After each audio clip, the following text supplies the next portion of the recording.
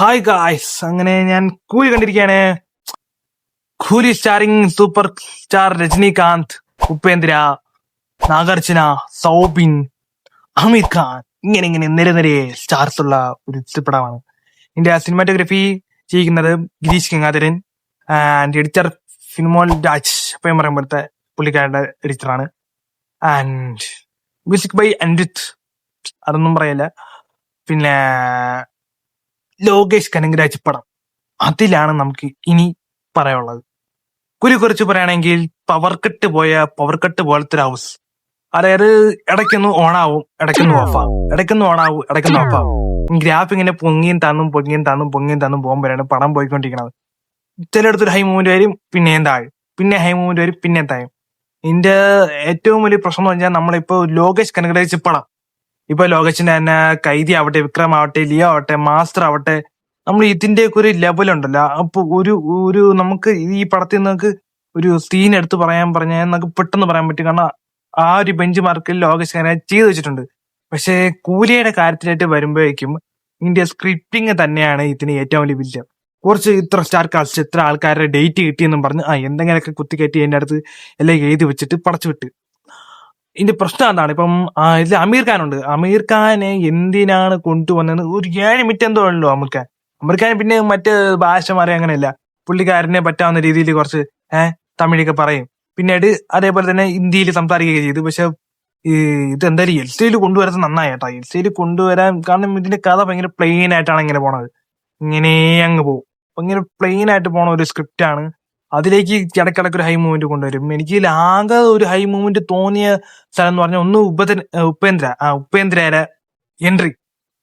ഉപേന്ദ്രയുടെ entry, പിന്നെ അങ്ങനെയുള്ള കുറെ കാര്യങ്ങൾ. പിന്നെ സിനിമാറ്റോഗ്രഫി കിടിലായിരുന്നു. DOP അനിരുദ്ധത്തിന്റെ സോങ് എടുത്ത് പറയേണ്ട കാര്യമാണ്. അതാണ് മെയിൻ ഘടകം, ഒന്ന് പിടിച്ചു നിർത്തുന്ന ഘടകം.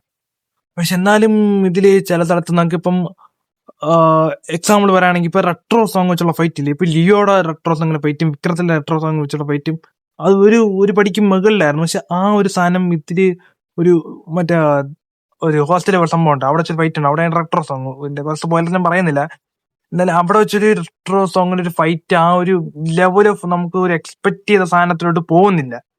പക്ഷെ ഇടയ്ക്കിടയ്ക്ക് ഒരു ഹൈ മൂവ്മെന്റ്സ് ഒക്കെ വരുന്നുണ്ട്. പിന്നെ ഫ്ലാഷ് ബാക്ക് സീനൊക്കെ ക്ലൈമാക്സിലോട്ട് വരുന്നത് അത് ഒരു ഹൈ മൂവ്മെന്റ് സാധനമാണ്. അവിടുത്തെ ഒരു ഓറയും രജനീകാന്തിന്റെ ഒരു ഓറയും കാര്യങ്ങളൊക്കെ നമുക്ക് അവിടെ ഫീൽ ചെയ്യും. ഒരു ക്ലൈമാക്സിലെ സീന്, ക്ലൈമാക്സിലെ രജനീകാന്തിന്റെ ഓറ നമുക്ക് ഫീൽ ചെയ്യും. ഫ്ലാഷ് ബാക്കിലോട്ട് ഒരു സീന് ചെയ്യുന്നുണ്ട്.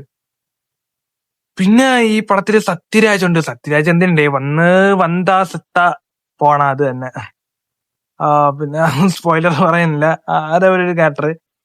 പിന്നെട്ടുള്ളത് കുറെ പിന്നെ നാഗാർജുന ഒരു ക്യാരക്ടർ ആർക്ക് വേണമെങ്കിലും ചെയ്യാതെ. അങ്ങനെ ഒരു പുള്ളിക്കാരന്റെ മറ്റേ പടങ്ങളിൽ വെച്ച് നോക്കുമ്പോൾ കുറച്ച് ഡിഫറെന്റ് ആയിട്ട് കൊണ്ടുവന്നിട്ടുണ്ട്. എന്നാലും എന്ന് പറയാ ആർക്ക് വേണമെങ്കിൽ ചെയ്യാൻ പറ്റുന്ന ഒരു വില്ലന്റെ കേസ് പറയുകയാണെങ്കിൽ പുള്ളിക്കാരനെ എല്ലാം അറിയാം. ഞാൻ ഇവിടത്തെ എന്തൊക്കെയാണ് എനിക്കെല്ലാം അറിയാം. കള്ളൊക്കെ കുടി നല്ല ഇതായിട്ട് ജോലിയായിട്ട് ഇറങ്ങാണ്. പക്ഷെ പുള്ളിക്കാരൻ ചെയ്യേണ്ട സമയത്ത് ചെയ്യൂല. ഞാൻ ആരെ കൊല്ലണമെന്ന് ഞാൻ തന്നെ തീരുമാനിക്കും. അത് എപ്പോഴെന്ന് ഞാൻ തന്നെ തീരുമാനിക്കും. അങ്ങനെ ഒരു വില്ലൻ. പിന്നെ സൗബിന്റെ ക്യാരക്ടർ കൊടുത്ത പോലെ ചെയ്തിട്ടുണ്ട്. പക്ഷെ ഇതില് സൗബിന്റെ ക്യാരക്ടറിനെ വെച്ചിട്ട് ലോജിക് മിസ്റ്റേക്ക് ഉണ്ട്. ഒരാളെ തലക്കും വിലങ്ങും ചുറ്റിയിട്ട് അടിച്ചു കഴിഞ്ഞാൽ പിന്നെ എങ്ങനെയാടേ എണീച്ച് വരണത്? എന്നെ ലോകി പണ്ടി ഉച്ചർക്കേ ഒരു ലോകേഷ് പടം കാണാൻ പോയിട്ട് കിട്ടിയത് ഒരു ഹൈ എക്സ്പെക്ടേഷൻ നിങ്ങൾ വെക്കാതെ പോയി കഴിഞ്ഞാൽ നിങ്ങൾക്ക് ഫിലിം ഇഷ്ടപ്പെടും. ആൻഡ് അവിടെ ആയിട്ടൊക്കെ നല്ല നല്ല സീൻസും കുറച്ച് കാര്യങ്ങളൊക്കെ ഉണ്ട് കേട്ടോ. ഒരു ഹൈ മൂവ്മെന്റ്സും സാധനങ്ങളുണ്ട്. പിന്നെ ഇതില് പിന്നെ മോണിക്ക സോങ്ങിൽ സൗബിന് കളിക്കുന്ന ഡാൻസിന്റെ അവിടെ മാത്രം കുറച്ച് ഓഡിയൻസ് കുറച്ച് കുടുങ്ങി. എന്താണ് സോങ് വെച്ചേക്കണം എന്ന് എനിക്ക് മനസ്സിലായില്ല. ഒരു ഐറ്റം സോങ്, ഒരു പാനിന്റെ സാധനമില്ലേ എന്നും പറഞ്ഞ് ഇങ്ങനെ ഇറക്കി വിട്ട പോലെ ഉണ്ട്. പിന്നെ ഉപേന്ദ്ര കുറച്ച് ഓവർ ഫീൽ ചെയ്ത് ഉപേന്ദ്രയും. പിന്നെ എന്താ പറയാ, ശ്രുതി ഹാസൻ ഉണ്ടായിരുന്നു. ശ്രുതി ഹാസൻ നോർമലി വന്നിട്ട് ഇതായിരുന്നു ശ്രുതി ഹാസന്റെ കാര്യം.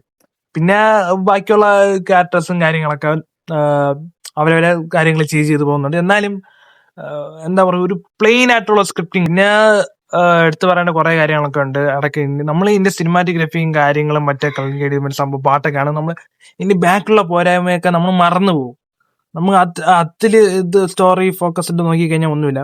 അപ്പം എനിക്ക് ഇനി കാണാൻ പോകുന്നുള്ളവരടുത്ത് പറയാനുള്ളത്, നിങ്ങൾ അധികം എക്സ്പെക്ടേഷൻ ഒന്നും വെക്കാതെ നിങ്ങൾക്ക് എന്താ പറയാ ഒരു ഒരു ഒരു എന്താ പറയുക ലോ ഏരിയ ഒരു ഡിഫറെന്റ് ആയിട്ടുള്ള പടം കാണാൻ പോകുന്നു പറഞ്ഞ് പോയി കാണുക. അത് എക്സ്പെക്ടേഷൻ ഇല്ലാതെ പോയി കണ്ടാൽ നിങ്ങൾക്ക് ചിലപ്പം നിങ്ങൾക്ക് ഇഷ്ടപ്പെടാം. ഇത് പ്രത്യേകിച്ച് എൻ്റെ ഒരു ഒപ്പീനിയൻ മാത്രമാണ്. നിങ്ങൾക്ക് ഇഷ്ടപ്പെടാം, ഇഷ്ടപ്പെടാതിരിക്കാം, എന്ത് വേണമെങ്കിലും ആവാം. സോ ഇതാണ് എൻ്റെ റിവ്യൂ. ഇതിലെ ബാക്കിയുള്ള ക്യാരക്ടേഴ്സും കാര്യങ്ങളും ഞാൻ എന്റെ മൊത്തം ക്രെഡിറ്റ്സ് ഒന്നും വാങ്ങിച്ചിട്ടില്ല. ക്രെഡിറ്റ്സ് വാങ്ങിച്ചിട്ട് പറയാം. പുറത്തുനിന്നല്ലേ വീഡിയോ എടുത്തോണ്ടിരുന്ന മഴ വന്ന് കാണുന്ന അകത്ത് വന്ന്. അപ്പം ഇതൊക്കെയാണ് കാര്യം. നിങ്ങൾ കാണാൻ പോകുന്നെങ്കിൽ ഒരു അധികം എക്സ്പെക്ടേഷൻ വെക്കാതെ പോയി കഴിഞ്ഞാൽ നിങ്ങൾക്ക് ഒരു ആവറേജ് പടമായിട്ട് ഫീൽ ചെയ്ത് നിങ്ങൾക്ക് ഇഷ്ടപ്പെടും. അതിനൊരു ഒരുപാട് ഈ കാര്യങ്ങൾ പറയണമെന്നുണ്ട്. ഓർത്തെടുക്കുകയാണെങ്കിൽ ഇപ്പം അമീർ ഖാനെ ഒരു റോളക്സ് പോലെയായിട്ടാണ് കാണിക്കാൻ പോകുന്നത്. പക്ഷെ റോളക്സ് ആയതുമില്ല. പുള്ളിക്കാരൻ എങ്ങനെയാണോ അതേപോലെ ഒരു എന്താ പബ്ലിക് പറഞ്ഞ് അങ്ങനെ ഒരു കാര്യങ്ങളൊക്കെ വന്ന് ചിരിച്ച് തോക്കൊക്കെ എടുത്ത് വെടി വെച്ച് ഒരു ഒരു ഒരു മാസം കാണിച്ച് അങ്ങനെ വന്നു പോയ ഒരു ക്യാരക്ടർ ആയിട്ടുണ്ട് അമീർ ഖാന്റെ ഒക്കെ ഉള്ളത്. സോ ഇങ്ങനെയൊക്കെയാണ് പടം മൊത്തത്തിൽ ഓവറോൾ ഒരു ആവറേജ് എക്സ്പീരിയൻസ് ആണ് എനിക്ക് ഫീൽ ചെയ്തത്.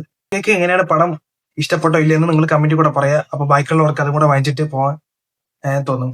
അപ്പോൾ അടുത്തൊരു വീഡിയോ കാണും വരെ.